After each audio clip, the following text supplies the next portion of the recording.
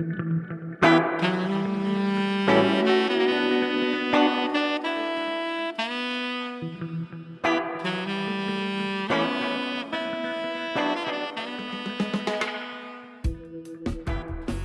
listening to the Speaking Tongues podcast. I'm your host, El Charisse. Each week, I sit down to a conversation with multilinguals where we discuss and celebrate language, life, and culture through our own perspectives. Episode 44, Speaking Spanish with Project Olas.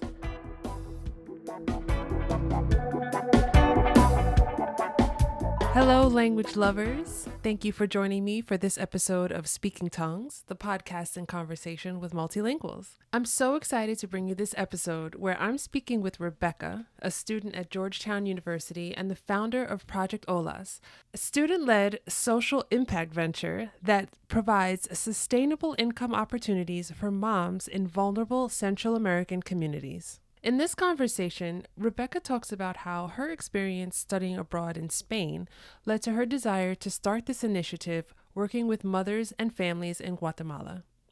She talks to me about how Project Olas is able to make an impact in Guatemala and how the venture is growing and which directions they'll be moving in the future. I don't want to give too much away, so I'll just say that this is such an important and impactful venture, and I'm so happy to be able to bring conversations like this to the table. I think it's so important that we're able to see the different ways in which learning another language can not only just change one person's life, but may also even change the lives of an entire community. Thank you to Rebecca for sharing so much of your story with us and telling us about Project Olas. To get involved with Project Olas, you can visit the link in the show notes for more information. As always, if you enjoyed this episode, don't forget to like and subscribe on Instagram, rate and review the Speaking Tongues podcast on Apple Podcasts so that other language lovers like ourselves can find the show. Okay, let's chat. Welcome back to another episode of Speaking Tongues. I'm here with Rebecca from Project Olas. How are you today, Rebecca? Hi, I'm doing really well. Thank you so much for having me. I'm so happy that you're able to join me to have this conversation, and I'm really looking forward to talking to you. I like to start each episode with the same question, and that is, what is your first language and how many languages do you speak? Ooh, that's a tough question. So my first language is English. I grew up in, as we were talking about before we started recording, I grew up in small town Maine, so not a lot of diversity linguistically. But I do speak Spanish at a near native level now because I lived in Spain for a bit. And I'm hoping my Arabic and my French are getting there. And I don't know, language is like a hobby. So I also have like Russian and ancient Greek that I'm just messing around with now. So I in terms of speak, you could just say Spanish. Okay. So I'm gonna stay very modest there. That's exciting that you have so many different languages that you're trying on. Well, I mean, some people like crossword puzzles. I like languages. I'm sure it's the same story for everybody on your show. So yeah. So when you were growing up, and you said you were growing up in Maine, what language opportunities did you have there, I guess, when you were in school? Were there any non-English languages that you were encouraged or required to take? Right. I mean, it was quite difficult, and this is one of the reasons that I ended up launching Project Olas in freshman year at Georgetown because of the limitations to those opportunities. I had been taking Spanish since I was 5, I think. Yeah, and I did a lot of extracurriculars with Spanish to try and get more fluent, as fluent as I could in Maine. I also took Latin. But there were obvious limitations to that, especially there was a definite lack of access to native speakers in Spanish. I mean, in Latin, you can't really do anything about that. So yeah, it was, I never felt like I could completely get the immersion I was looking for. So actually doing an immersion year that turned into 2 years of immersion, that really just like woke me up, and I was like, this is where I want to be. Mm-hmm. And how did you get to that point where you had the immersion year? What was it like how did you come to that opportunity? Yeah, so basically, for as long as I can remember, we used to have French au pairs come every summer to live with us for a little bit. And I just remember dreaming about doing that myself for a longer period of time since I was like 7 years old. So it's just always in the back of my mind that I was not going to stay in Maine all of high school if I could. If I could do a year abroad, I'd do a year abroad. Hmm. Um, so when I was 16, I left home to live with a host family in Spain, Sevilla, Spain, and it ended up changing my life. And I stuck around outside of any exchange program for a second year. And so now I don't have a high school diploma in the US. I have a degree in Spanish baccalaureate in the science track. Um, so yeah, that's how the immersion happened. How did that experience change your life specifically? Oh wow, just one way. um, Many as no, I agree. you're Yeah. comfortable sharing. Yeah.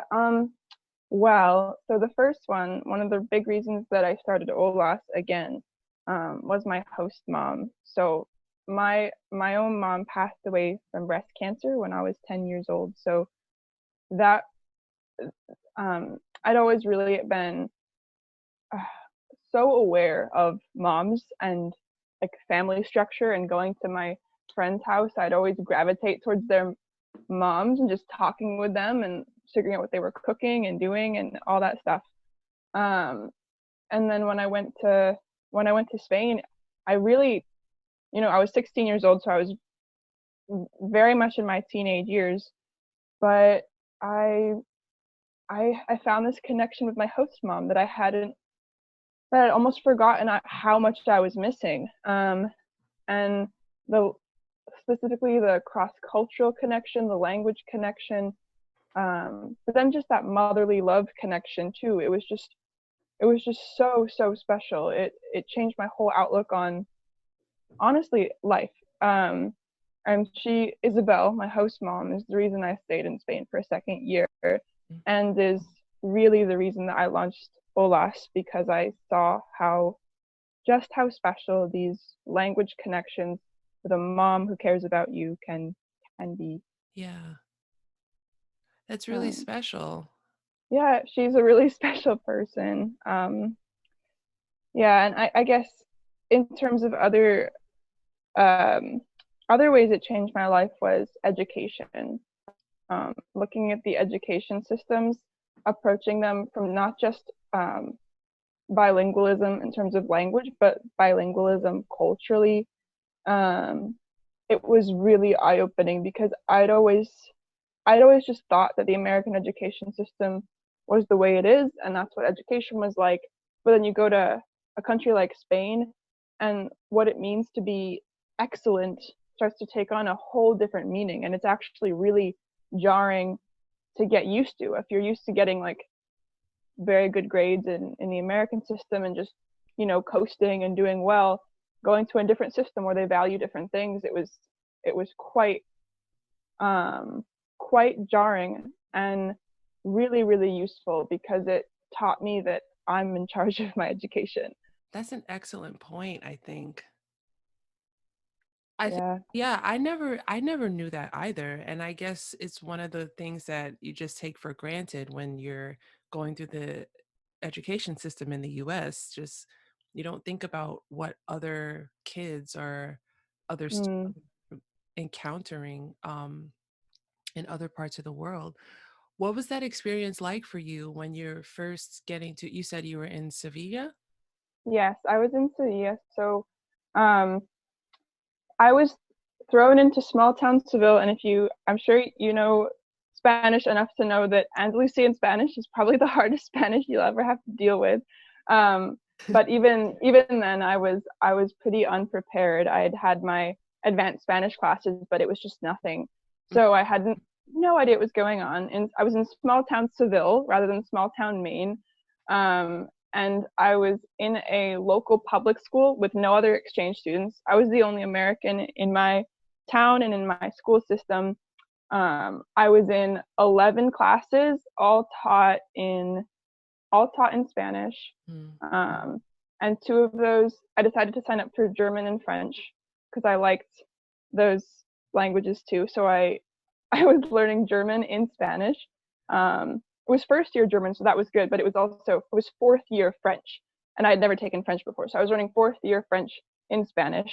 Mhm. I was learning like fourth year chemistry, fourth year biology, fourth year physics when I'd never taken those courses before, and they were all in Spanish.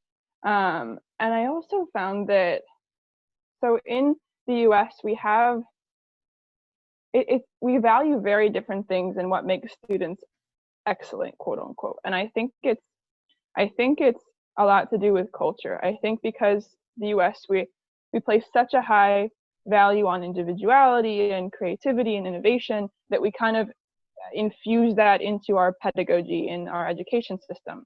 But obviously, you're going to marginalize other qualities when you have those as kind of the top qualities. Whereas in Spain, things are much more community focused. Things are much more, in a way, they're kind of humble because they're not as individualistic. So there's less emphasis on how you as an individual can show your own brilliance in an essay, and much more like, did you do all of the things I asked you to do? Did you memorize all of the things? Did you read the book absolutely to the last like paragraph? Mhm. So it can be very rigid, very rote, and it can be it can feel very kind of limiting when you come from a system that's kind of as free and as creative as the US, Yeah. but it's also extremely rigorous. Mhm. Yeah, I think that's news to me. So I really didn't realize that, and I think it's great that you have a perspective of what it's like to go through both systems. So I hope that, someone who's listening to this episode also will understand, um, and see your perspective of what it's like in both systems. I guess like language wise, how was that experience for you, I guess, with making a home in this Mm, Spain? Like, how were you able to navigate going from the advanced level of Spanish you had in the US to just being fully immersed? Like, how was the right. immersion experience like for you? Right. Well, I think it's like any student who goes abroad. It's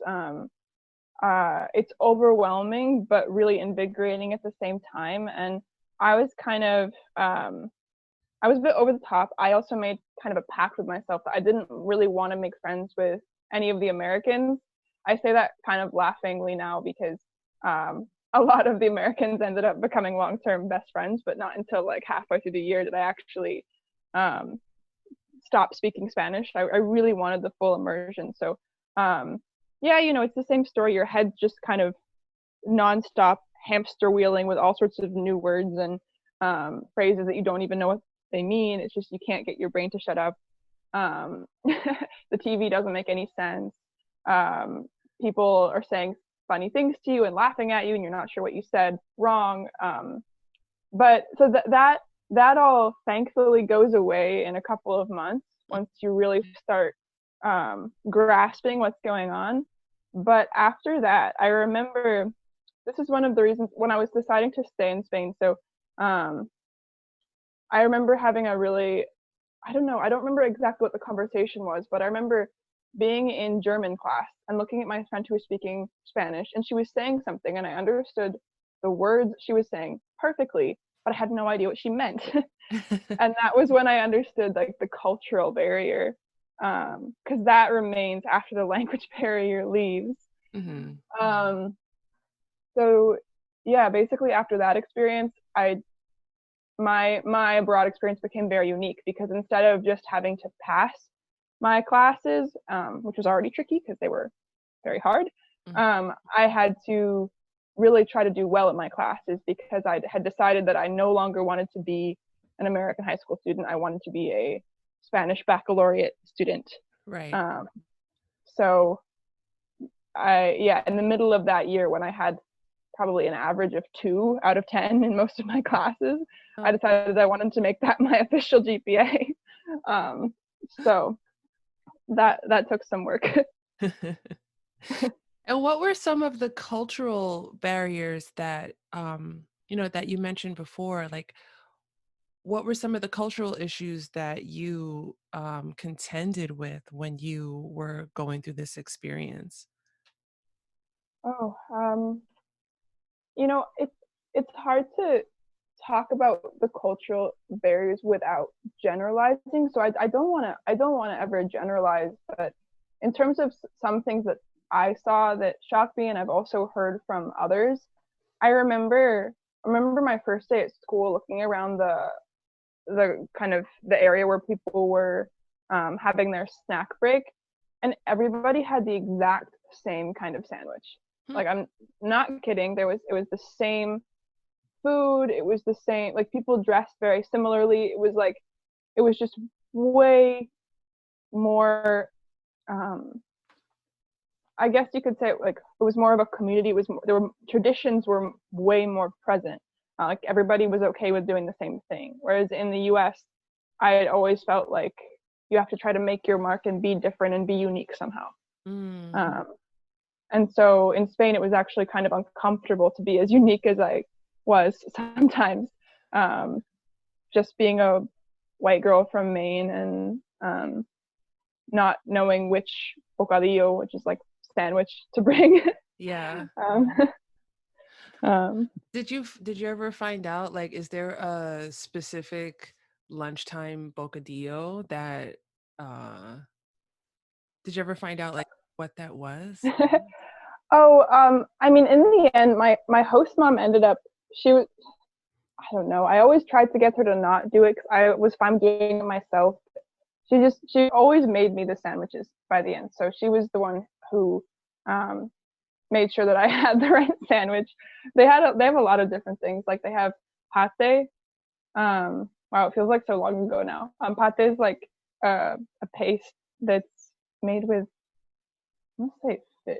And then sometimes, like, they just do tuna fish. Sometimes ham. Ham is huge Mhm. in Spain. Yeah. Um, yeah.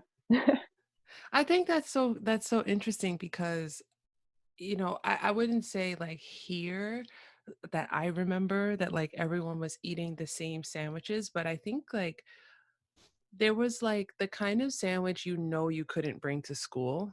Yeah. Yeah. Yeah. And then there was like the one popular like particular school year like Oh, yeah. as like, salami, for example.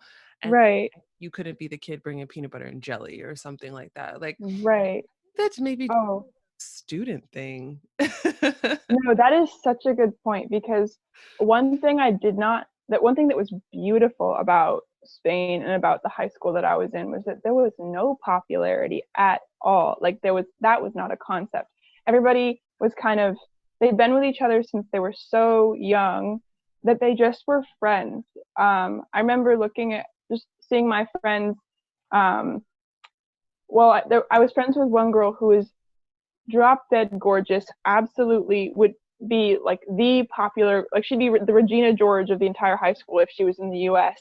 And then I was friends with another guy who was very, very smart. And I think in the US, we might call him a little nerdy. But he was just giving her a piggyback ride around like, they were just goofing off and acting like kids together in the rec area. And I just remember thinking, wow, I would never see anything like that in the US, because everyone's so embarrassed of themselves and concerned about their status in the hierarchy of high school. Yeah, that's true. I would say like when I was, I guess, when I was in school, I remember kids who were, or even when I was traveling, like I remember seeing um, high school age kids, and they all had this confidence. Thought we were so cool, right? And I mean, Yeah. this is a long time ago for me, but um We all thought we were so cool, and we were not even half as cool as the international kids were because they were just so Mhm. self-assured at like, at the same age. And I think back, I haven't thought about this in a while, but I remember thinking like, how are you so Yeah, cool and you're 16? Like, yeah, hey, you're not even, yeah. I'm so jealous. Um, no, but I think that's a really cool that's a really cool story. Thanks for sharing that. Of course, I'd completely forgotten about that. It feels like ages ago now. But no, it's true. There's really is a self-assuredness, and I think it stems from just acceptance in a general level of who people are and and if they're figuring it out. And yeah, I don't know. It's that is something I miss. So you did your studies, you finished your school in Spain, you came back to the US, and what did you decide to do from then? Yeah, actually, that is another story. So the second year I was in Spain, I kind of signed myself up for something I was not ready for, which was applying to American high school. I mean, sorry, American college from the Spanish public school system. Um, if you ask a teacher in the Spanish baccalaureate system for a letter of recommendation, you have to explain what that is because that's not part of their college admissions process. There's the SAT, you have to travel to be able to do that, and you have to do the kids who are doing international baccalaureate. You have to get the grading system to translate because in Spain, like a 7 out of 10 is a good grade, whereas a 70 in the US would, Mhm. yeah, that's not something you bring home to your parents. So it was, and so yes, basically I was trying to figure out what I wanted to do. I was thinking about, I really loved language and immersion, so I was thinking about going to actually Lebanon or Egypt or Morocco for for college. I was thinking about going to Spain. I was thinking about going to actually Scotland Mhm. um, or Germany. But in the end, with money and also just family and I don't know, just looking through all the options, the School of Foreign Service at Georgetown was kind of the best of both worlds. And then you got to Georgetown, and which is a great school. Um, you started Project Olas at Georgetown. Yeah. Tell me, Yeah. yeah, tell me about how you got going with this venture. Tell me from the beginning. Yeah. Your origin story.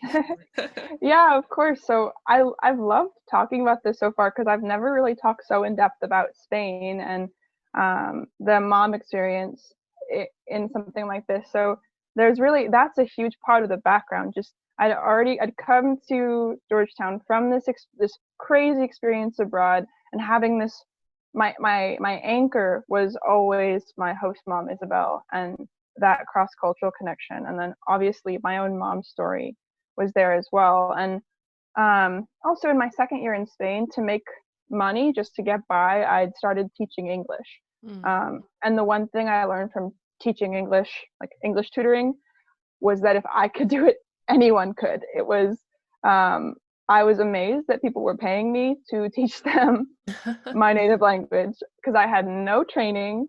I just watched some YouTube videos, knew some fun stories that I liked. Um, so that also opened a door where I thought, wow, there are a lot of people that can do this. Um, um, yeah, who maybe don't know about this opportunity right now. Yeah. So that was kind of all brewing in my head, and I kept up the English as a second language tutoring in at Georgetown for work study.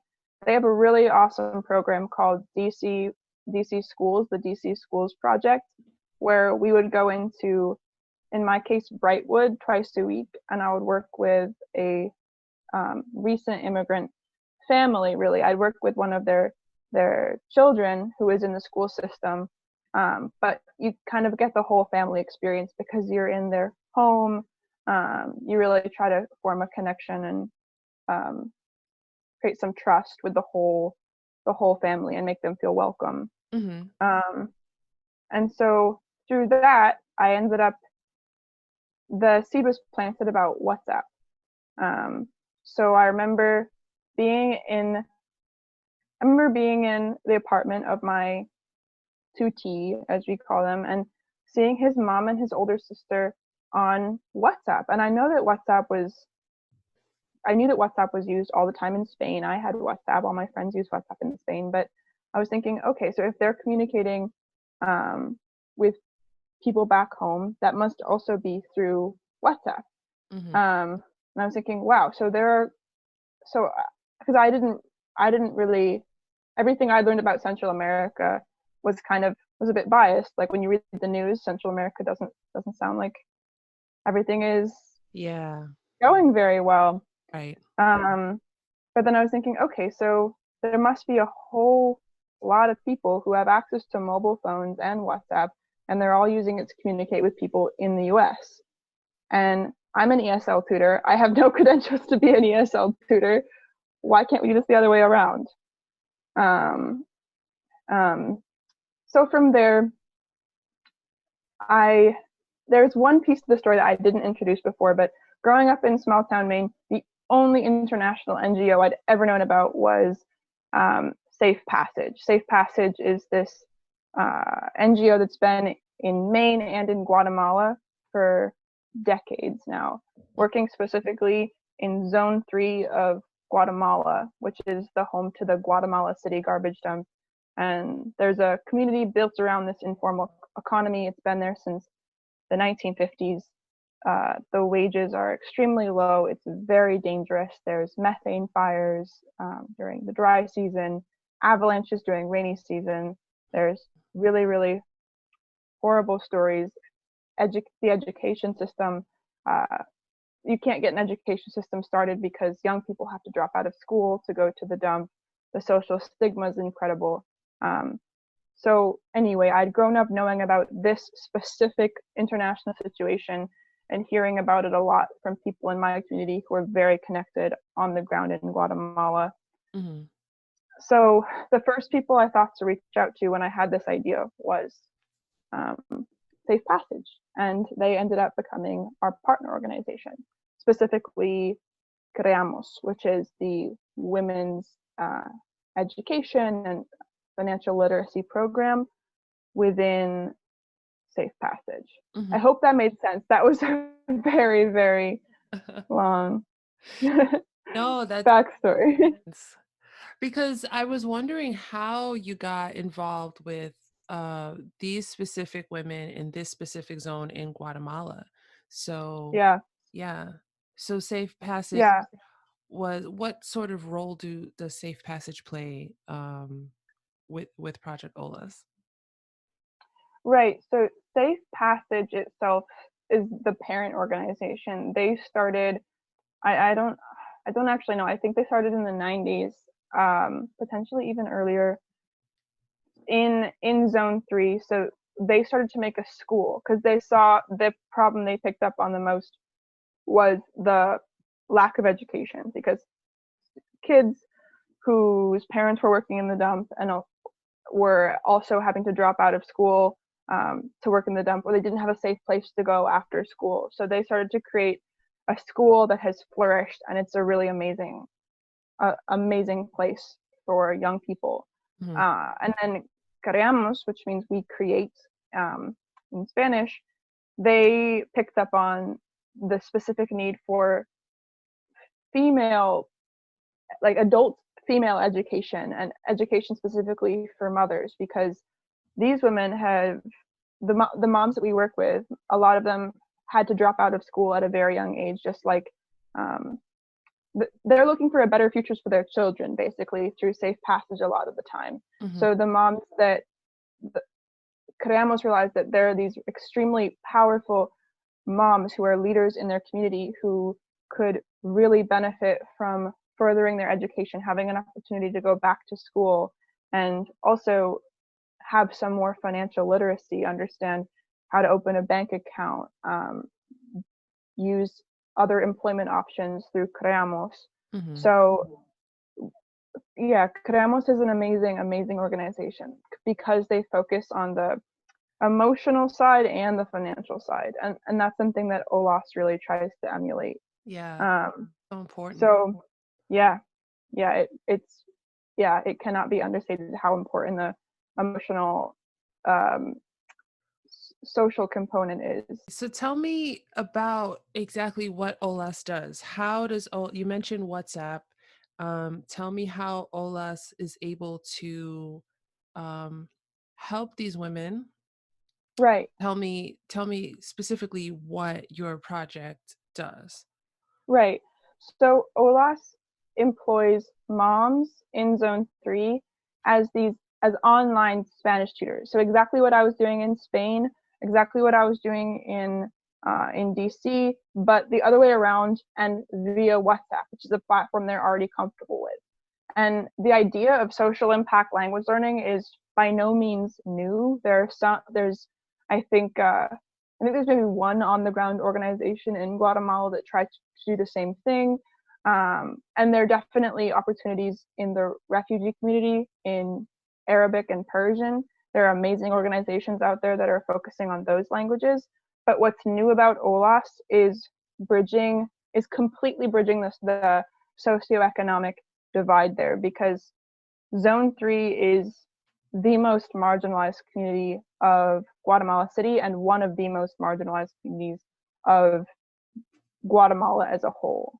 Mhm. So we we purposefully are trying to include in the economy and in this new type of work opportunity a population that has historically been excluded for hundreds of years. Mhm. And so as I was just describing a bit the situation in Zone 3, and there are just so many reasons why that system just keeps going the way it is. And we are really trying to be hyper focused in the community. We work super, super closely with our local NGO partner because we understand that I understand that I myself will never understand Zone 3 like somebody who's grown up in Zone 3 will understand it. Mhm. So we elevate local women to the positions of authority as well to make sure that just make sure that we um, know what we're doing, and we are aware of community dynamics every step of the way. Mhm. Um, so that's the Guatemala side, and then of course, yeah, um, in the U.S., as I was describing, we have huge gaps in our language education, and a lot of that is speaking and listening. Mhm. That's something that I'm realizing as I guess this year that I've been doing this podcast, that speaking and listening has Mm, been the big gap for yep, me. So, I'm trying to focus more on actually speaking and writing also, because I also yep. never really took an opportunity to write. But with how I wanted to ask you actually, how many women is Olas working with at a time um, Right. in Guatemala? Right. So we've grown really fast. We launched, um, and it's all testament to the moms. Like I did my part, but the moms are really amazing to talk to. So we've been able to employ 15 now. We launched last spring, um, the day that COVID hit Guatemala, because we saw that we were actually planning on launching this fall. We were planning on launching this fall because I'd have time to go to Guatemala, spend maybe 4 months there this summer, help with the tech literacy program, get to know everybody. Then COVID hit, and we realized now the job of working in the garbage dump is more dangerous than it's ever been before, Mhm. because of the virus. So we launched that day. We employed 2 moms then, and since then we've done a lot of pitch competitions. We've done a lot of marketing. We've gotten a lot of school partnerships started. So we've got 15 moms as of today, and we're looking to onboard 20, 20 more in the next couple of months. Wow, Yep, that's really exciting. it's um, yeah, it makes me really happy. I think that's amazing. And how did the moms feel about being approached with this type of opportunity? Um, were Yeah. were they like, right away ready to do it? Was there any level of like extra convincing you had to do for some of them? Oh, that's such a good question. So basically, from the beginning, because Creamos is already such a responsible organization where they have um, community members in leadership positions, there's a whole trust established. And obviously, the moms too who aren't in leadership positions, they're just in the programs. They still have an active say in all of Creamos's programs, and so the level of trust, I that's no, I can take no responsibility for that. By working with Creamos, we've been able to have a lot more trust right off the bat than we otherwise would have, and we never would have wanted to try and start something completely from scratch without having set foot in the country because COVID's still on. um, so anyway, basically, we had a lot of trust already established, but moms were still very, very nervous to get started. Um, I, I have permission from Jamie, one of the Olas moms, to talk about this because we talked about it in depth. But the first time she sent us a video kind of introducing herself, I just remember she looked very, very nervous, and she was kind of looking off camera for cues from Carmen and Pau, who are our coordinators on the ground. Hmm. And just the contrast to now, when if you look on her Instagram a couple, maybe a month ago, Jamie sent us another video for all of our students to see, where she's just standing there looking the camera straight in the eye and talking about um, women's rights issues and education in Guatemala. And it's the kind of thing that gives me goosebumps just to see how she describes her own, like, building self-confidence through the program, through connecting with students, through kind of the same thing that I was seeing, where like, wow, really anybody can be an ESL tutor. And I'm kind of like, and I can do this and I'm good at this. And it's just really cool to see. Oh, that makes me so happy. I'm so happy to hear that. I love stories like that. Um, Yeah. are there any plans to bring Project Olas to other countries in Latin America or in any other parts of the world? Yeah, that's such a good question too. I think, obviously when we started, there were so many possibilities. We didn't know if we should, like, if we were gonna grow, where do we want to grow and how. And I think one thing I know for sure is that I want to keep focusing on communities built around garbage dumps because it's a huge problem. It's all over Latin America. There's Haiti, Brazil, um, Catayura, Paraguay, for example. It's also in Egypt. There's the Zabaline people in Cairo. I believe the Philippines too. There's just, it's a really, really big problem, and these communities are always in urban areas, and they're always one of the most marginalized, in terms of social stigma, especially. Mhm. Even if the economics, even if sometimes actually people in garbage dump communities are making a little bit more money than people in rural areas or even people in other parts of the city, but the social stigma is really uncomparable. Like the lack of social mobility is huge. Right. Um, so I think that we're working to make that our specialty, because I think if we try to do too much, if we try to understand, like, I just want to stay hyper local in whatever we do, and it looks like we're getting pretty good at understanding some of the unique challenges facing communities like Zone 3. Mhm. Um, but also, I don't ever want to be hasty to scale. There are so many other worthy communities um, to expand to, but my primary loyalty is just making sure that it works here, because um, I, how can I describe it? I think, um, well, I was actually talking with the director of Creamos yesterday, and we talked about this too. When you're specifically working to include a community that's not been included before. There are so many unique challenges that Mm, it presents. You're specifically choosing to do something harder because if it was easy, there would be more organizations doing it. Um, right. and so it takes time to grow and scale, and it takes a really specific personal approach. And people just need to know that they're heard and seen and valued and included. Of course. Um, yeah. So that's my long-winded answer for I want to stay in zone 3 for as long as we can, basically.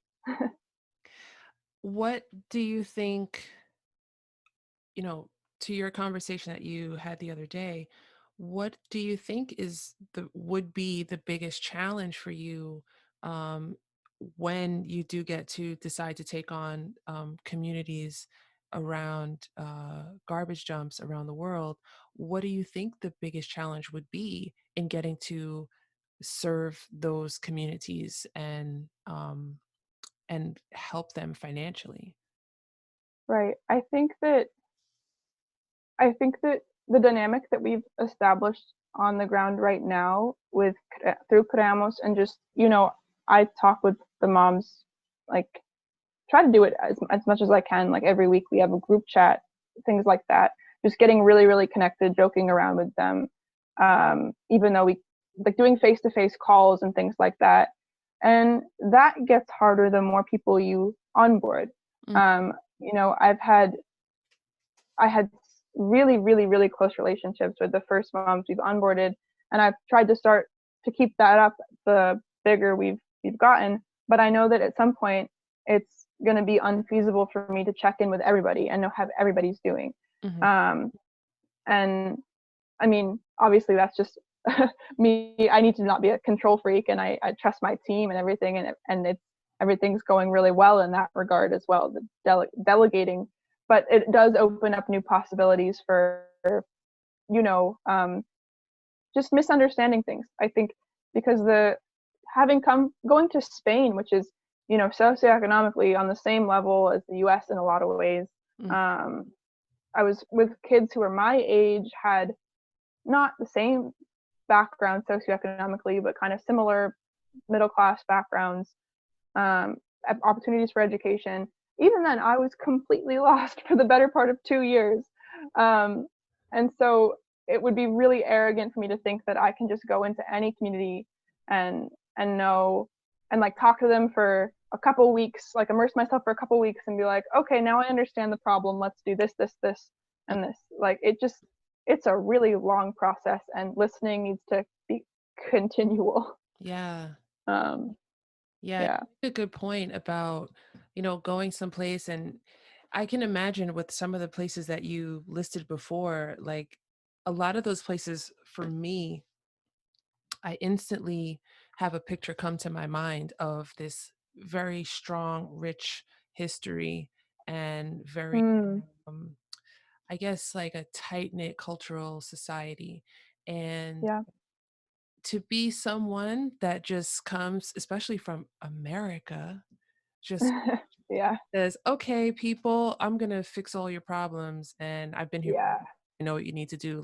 For 5 minutes, yeah. Like you cannot do that. Yeah, I'm really glad that you brought that up because it makes me understand, like, not only of the great work that you're doing, but like from this conversation, like I can see how staying in zone 3 for as long as you can is really helpful because yeah, it's not just like it's not really also about helping the women, even though that is really important.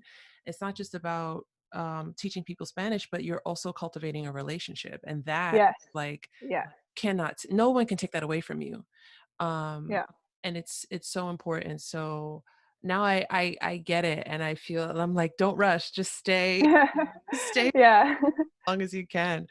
um so you are a student, and eventually all students graduate. So when you finish your studies, where do you see the future of Project Olas, and where do you see yourself? How do you see yourself evolving the project along with you as you go out into the world? Right. So we have a really unique situation, and that we've started this venture during college. We have a big team. It's gotten a little bit smaller, which is nice. We just have the dream team of like around 10. But we also have a big team of people who are constantly chipping in. So I'd say in terms of like students who are have some dedication to the project and are around us and working on a weekly basis, there's like 30 people, Mhm. all at Georgetown, who are making this happen. So yeah, what will the team look like after graduation is a really good question. I know that this is my commitment. I think that I um honestly, this is something my godmother has told me. My that and I don't know why it's coming to mind now, but she basically has always said, um, well, yeah, it was in this context where I was always really, really, I always really, really admired her daughter, and I asked my godmother, "Are you proud of your daughter?" And she said, when you have a talent, I think it's your responsibility to share it with the world.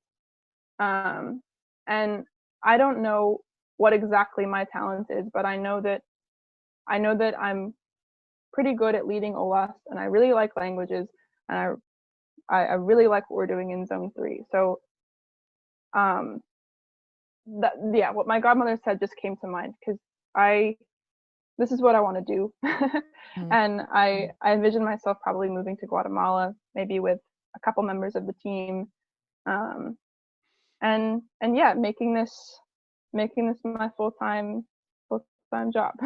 Amazing. I think Yeah. great. And with your other language studies that you are studying, hopefully you'll be able to use those languages as well too when you, Yeah. yeah. Yeah. I mean, I would love to. I yeah, I don't know because I think I don't want to rush into scaling, obviously. So I have plenty of time to get fluent. um, but yeah, I think specifically French and Arabic have real potential in this area. Mm. Yeah. Yeah, those are important internationally. Those two to have. Yes. Those two. Yes. Very. So you mentioned that Project Olas is growing. You know what? I didn't even ask you this whole time because I know, but I just realized, what does Olas mean in Spanish? Oh, yeah. So olas means waves. So kind of, it's supposed to call to mind a couple of things like waves of change, but also olas, like hello, even though the olas doesn't have an H, but it's like a little play on words. And um, yeah, so thinking about it that way, it just stuck. We came up with it in like week one. Love it. And it's like I'm sitting here and because I know it means waves, and I realize like maybe someone listening who doesn't really know what it means, like they Yeah. probably up by now, hopefully. I'm sorry to to who I didn't explain this to before, but I see how the name is apt for the work that you're doing. I wanted to ask you, you mentioned that Project Olas is growing, and I would love to hear in what ways it's growing. I know that you mentioned having clubs across campuses in the US, and Yeah. tell me how these campuses and these clubs are able to get involved, and how they stay involved with the mission. Yeah. So there are a number of ways we've been growing. So um, the first I'd talk about, I guess, is the just the financials. We in the beginning we did a cookie fundraiser, like a chocolate chip cookie fundraiser. That was our first fundraiser ever I mean, to get started. Made $200, funded our little pilot program. hmm. Um, but then we competed in the Georgetown Entrepreneurship Challenge and won first prize for $10,000. Um, then we that was back in the spring, and then we got a couple more grants over the summer. And this past fall, we competed in Georgetown's biggest entrepreneurship challenge, which is Bark Tank, the Leonsis Prize, which all um, funded by the Leonsis family and their generosity. And yeah, we actually tied for first place there and took home $30,000. Um, so in that way, and we've been getting yeah, just other donations, other things coming in like that. So that's just one way where we've really kind of picked up momentum. Um, and then obviously hiring more moms, and then what you mentioned, Club Olas.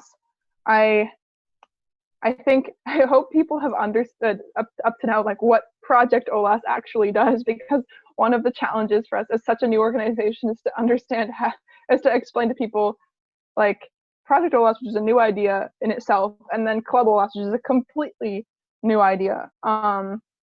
Basically, what we were seeing is that in these Olas lessons, from the very beginning, we had a really, really loyal customer base, like people who were just so excited about what was going on. And they all had very similar characteristics. And we just thought, what if we could bring this community together? And what if maybe that could help with the financial components of lessons for lower income students? So we launched Club Olas, which is a sister nonprofit. So what we do, so we can create these Club Olas chapters across the country. We started the fall with 13. We'll have about 20 or more in the spring, Mm-hmm. at institutions across the country. And so basically, Club Olas is it it allows a couple of things. It creates the community around Project Olas. So just like we have the community aspect on the ground where all of the Olas moms know each other and we're very close, it's the same with the students on their campuses. If we have students learning through Olas on X campus, we also offer the opportunity to create a club so that they can come together around that. Okay. So yeah, there's the kind of there's the community component, like watching movies together, doing panels, having moms come and speak, recipes, things like that. But then there's also the financial aspect where students raise money. And right now, what that goes to is this low income student fund. So we know that like our goal is to make language learning accessible on both sides. So um, the students who are in these clubs are fundraising so that low income students can have access to the lessons and thereby continue to employ moms um, in Oh. zone 3. Mm-hmm. That's awesome. Yeah, I mean it's a really cool way we've been able to expand and just increase access. Yeah. Rebecca, this is incredible. I think I think about, and I'm, as you're talking, I'm literally just like wrapped in what everything, Oh. because I think about how, like, when I was in college, I didn't do half of this when I was in college. I could not have even dreamed of doing half of this when I was in college. And I think probably people um, of my generation, my elder millennial generation, um, probably feel the same way. Like, nobody was doing this when I was in school.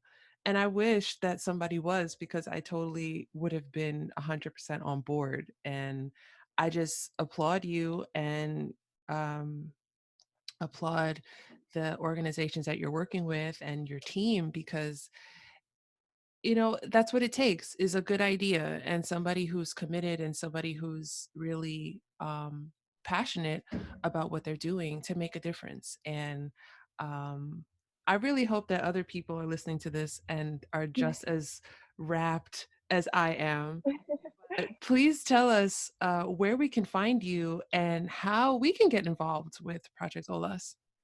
Of course. But I think first, thank you. And I just need to say that a year ago today, I probably would not have believed either that this is something I was going to do. Like I wouldn't have, yeah, I mean, the progress that we've made is, I've done my part in trying to be a good leader and gain the skills I need. But, um, you know, it's really like standing on the shoulders of giants. Like we've got just such amazing resources in the community through our partner organization. The moms themselves are what make the whole thing work. Just the beauty of their stories, their strength, their resilience. That's what keeps students coming back. And then of course there's a whole community at Georgetown. It's such a international politics focused university, and students are really thirsting to just do something tangible and real.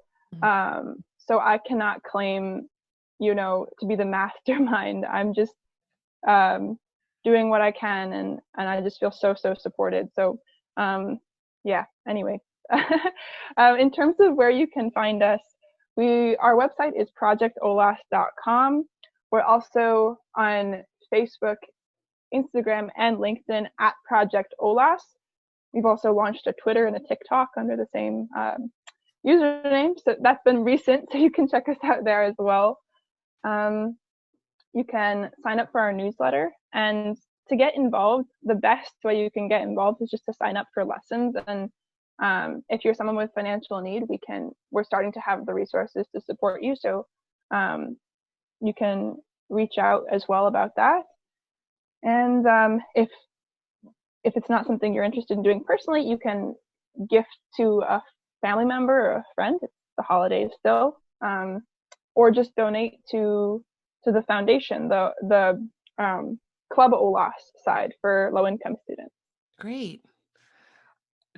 I will add all of that information into the show notes for people Amazing. to find an easy link to any one of those places, and to your website, and to get to donate or start to take lessons with some of the moms that are there. My last question that I like to ask at the end of every episode is, do you have any popular sayings, tongue twisters, slang words, words of wisdom, or words of advice in Spanish to share? Or I'm going to open this up. Any Guatemalan phrases, turns of phrase, idioms, fun words that you've learned in the time that you've been working with the moms in Zone 3? Oh wow, there's so many. There's some really really great wisdom ones that I just can't think of off the top of my head. Just this one, Jeanette said something beautiful once, and I can't remember what it is, so I'm not going to try. But the thing that I think the thing that I like most about colloquial Guatemalan like just speech is the way they use the word va. So va is obviously ir, the like to go, but they actually put va at the end of a lot of their phrases. So they'll put it at va at the end of any sentence, like me gusta la idea va, like something like that.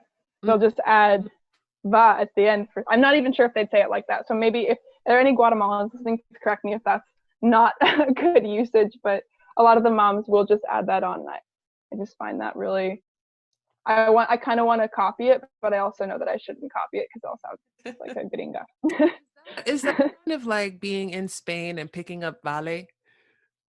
Yes. Oh my gosh. I've actually stopped saying vale so much because I've gotten laughed at for it when I speak to Guatemalans. Or Theo. I said Theo and Thea all the time in Spain, and I've kind of stopped doing that. In what context would you say Theo Tia? That just means like dude or man. Like if you're talking to your friends, that everybody says Theo Thea. Vale, yeah, vale Theo. That is something you will never hear in Guatemala, I don't think. um, yeah, yeah. That's cool. I had no idea that ba was such a what is the word for terms like that? It's a interjection, right? Yeah, kind of. It's like, which I'm trying to stop saying as much as I do. And I don't know. I think it sounds very cool. I really, it's stylish. It is very stylish. I like that. I like that description. It's very stylish. Rebecca, thank you so much for this conversation, and I feel really invigorated and excited about this project. And I really, I'm following you guys on social, but I hope that other people will start to follow you as well. And I hope that, like you said, even if you can't take a lesson with one of the moms, maybe can donate to help someone else be able to take lessons with them. And I wish you all the best of success. And I will definitely be following your progress and following all the great things that you're doing for the women in Zone 3. And really quickly, before I let you go, and don't think about this too hard, but what is the best way to say goodbye in Spanish? Oh, ciao, ciao. It has to be ciao. Ciao, ciao, y gracias. And Ciao. see you soon. All right, hasta luego. Bye. Bye.